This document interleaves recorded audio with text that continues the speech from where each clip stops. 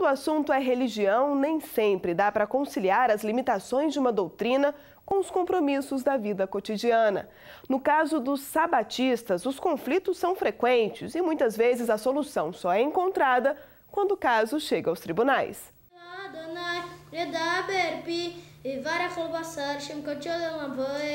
Para eles, o sábado é sagrado.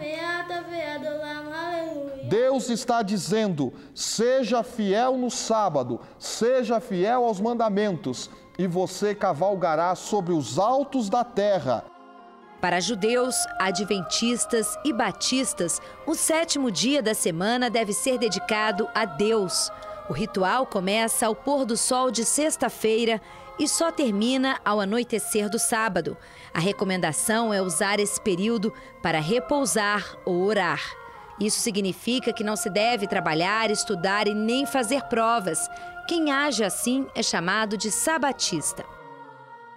A essência é lembrar que esse mundo foi criado por um Deus e que todo o esforço que você faz durante a semana, ainda você precisa da ajuda de Deus para aquilo dar certo. Então é um dia para refletir e saber que nós temos um grande parceiro lá em cima. Nós encontramos o sábado primeiramente na criação.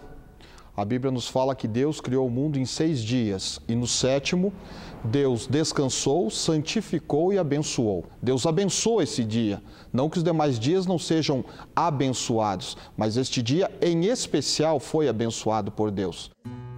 Para seguir à risca os ensinamentos, estes jovens adventistas contam que já abriram mão de muitos compromissos e até de festas. Tudo pela religião. A gente também aproveita esse dia para passar com a família, com os amigos. A gente faz visitas, a gente tem alguns projetos sociais também da igreja. Dia de encontrar com Deus e parar tudo, respirar e falar obrigado, Senhor. O assunto é tão sério que o Enem, o Exame Nacional do Ensino Médio, oferece uma condição especial para quem guarda o sábado.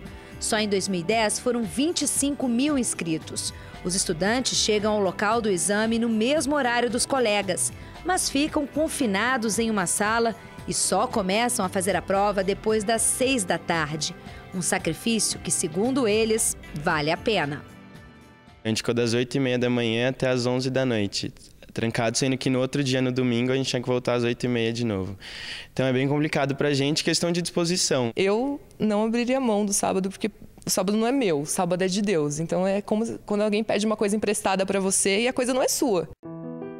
Não é mesmo fácil manter a crença. Kielze, que é filha de um pastor adventista, conhece bem as restrições e as dificuldades. Uma das mais recentes apareceu logo depois do vestibular, quando ela disse à faculdade que não poderia frequentar as aulas de sexta-feira à noite. Primeiro eu fiz o requerimento e aí ele foi indeferido. Aí eu conversei com o professor da matéria, ele disse que não estava nas mãos dele decidir isso, que a universidade decidisse é o que ele faria. Ele gostaria muito de me ajudar, mas não era possível. Na maioria dos casos, o estudante consegue a liberação depois de apresentar à faculdade um documento da igreja ou da sinagoga. Mas, quando isso não é suficiente, a alternativa pode ser recorrer à justiça. Geralmente, algumas universidades aceitam prontamente e dão esse tipo de concessão, dão oportunidade de fazer trabalhos e tal. E foi isso que eu sugeri, que eu fizesse trabalhos, pesquisas semanais. Mas, infelizmente, a faculdade não entendeu a minha situação. No Brasil, a liberdade de crença está prevista na Constituição e em tratados internacionais assinados pelo país. E foi com este argumento que a estudante procurou a justiça. O resultado não poderia ser melhor. Para o juiz que analisou o caso, a aluna pode compensar as ausências em sala de aula com trabalhos complementares. Não se trata de privilégio da aluna. Se trata, na verdade, de um direito ao direito de crença que ela possui. Agora, esse direito de crença dela tem que ser compatibilizado com a isonomia.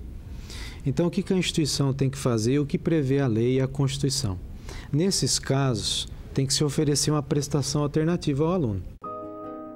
A família de Kielze comemora a decisão da justiça, mas a jovem estudante sabe que este foi apenas mais um obstáculo dos muitos desafios que ainda terá pela frente.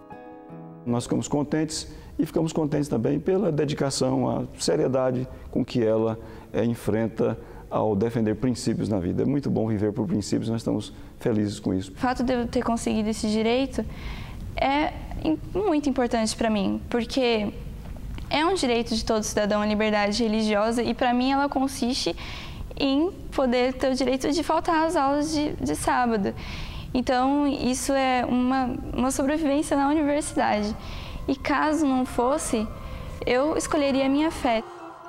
Eu espero que a sociedade veja isso como um exemplo de que todas as religiões, todas as diferenças devem ser respeitadas e os direitos devem ser garantidos.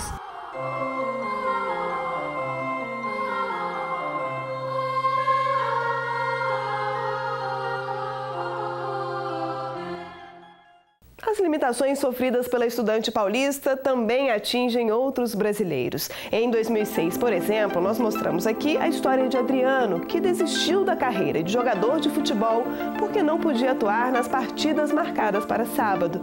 O atleta gaúcho chegou a jogar no Internacional de Porto Alegre. Esse médico pediatra também contou ao Via Legal como consegue conciliar o trabalho com as imposições da igreja. Ele até atende aos sábados, mas sempre de graça. Por exemplo, a visita aos pacientes internados, com a prescrição desses pacientes, o exame deles, as cirurgias de urgência, elas são realizadas normalmente durante o período sabático.